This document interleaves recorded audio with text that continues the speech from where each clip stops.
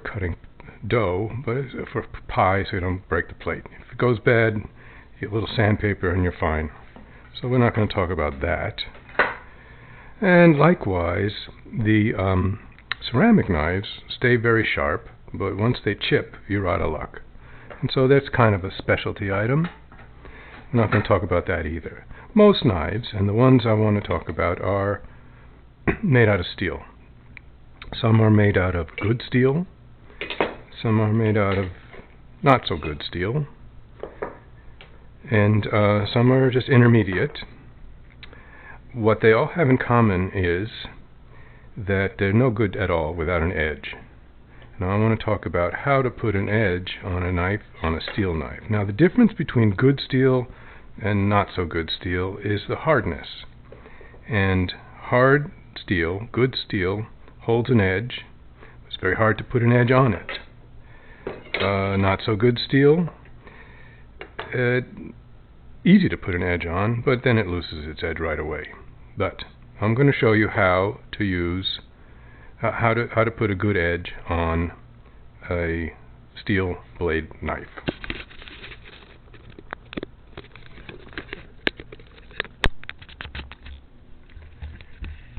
So I'll show you on a couple of knives. We'll start with this one. Now, first, a word about knives generally. One is that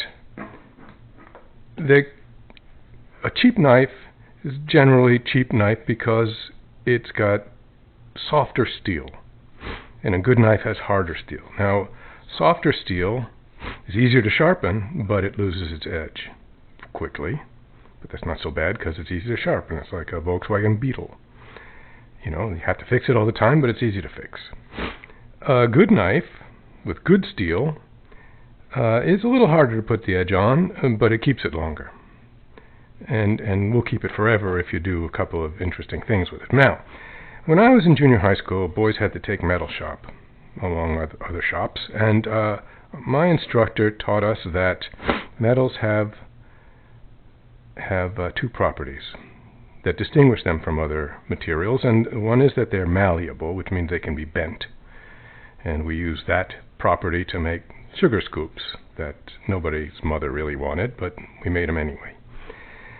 And the other property is it's called that they're ductile, and that means they can be drawn into wires, and we're not going to do that, but we're going to exploit that property. Now, you might hear that you're always supposed to sharpen, whether it's with a stone or whatever it's with, toward the edge, so that you don't fold it up, because it's malleable. You don't fold it up and bring the edge less than straight.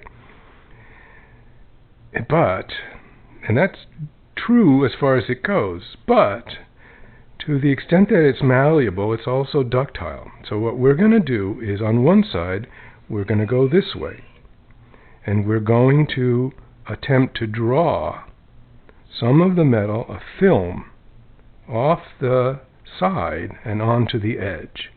As anyone who's ever had a paper cut knows that a film can be quite sharp. So we're going to go this way on this side.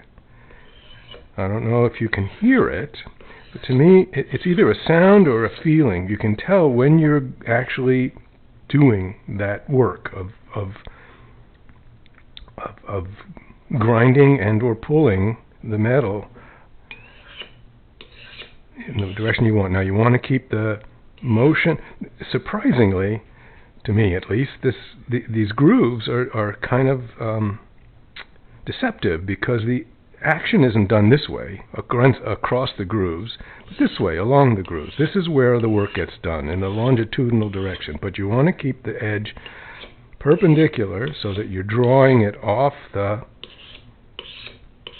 metal and onto nothing, into space, producing a film on the edge of the knife. Now you go all the way. Now, if they were to do this precisely just on a single point, it would take forever to get through the whole blade. But so they were introducing a little bit of transverse motion just so that it's actually possible to do it in less than an infinite amount of time. But the idea is that we're going to keep the angle right. Now, it's not like with a stone where you have a particularly wide piece that has to remain at this right angle, because we were just at a little point here. So if you're not at exactly the same bevel, it's called, at every swipe, it really doesn't matter. You know, it produces, I guess, a bread knife sort of effect.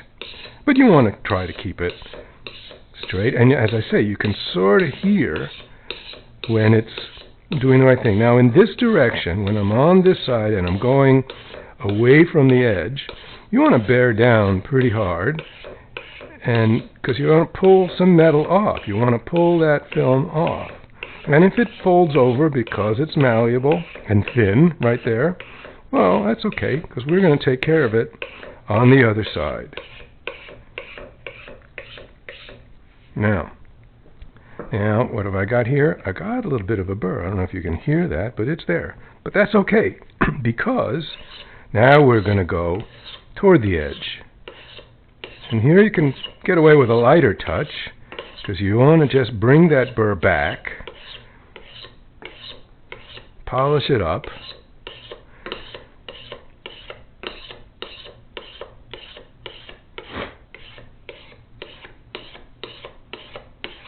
as I say, you can hear when it's going right. Now, it may be difficult to tell which way I'm going here, so I like to go a little faster than maybe is useful for video, but you get the idea. So now I've got a very sharp blade. You'll just have to take my word for it. So what about this knife? This is good steel and a very curved edge. Same thing. We're going to do this, but we're going to have to do a little, mambo here in order to keep the stroke perpendicular to the sharpener, to the steel. So we're going to do the same thing, bearing down pretty hard, but as we bring it around the curve, we're going to turn it a little so that it's always normal to the edge. That's an old geometry term. It just means perpendicular to the line that is tangent to the curve.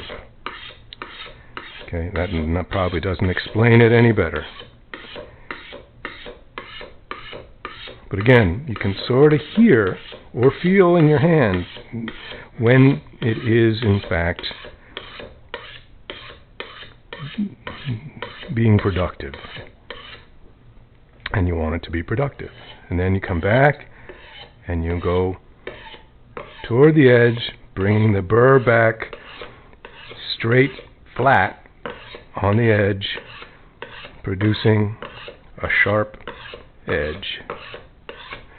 And, well, as I said, I tried to sharpen knives using stones. I've tried all kinds of techniques over the years. I was never satisfied. I never got a knife I could shave with. Now, I don't shave, but if I did want to shave, I'd want to be able to do it with my knife. And now I can.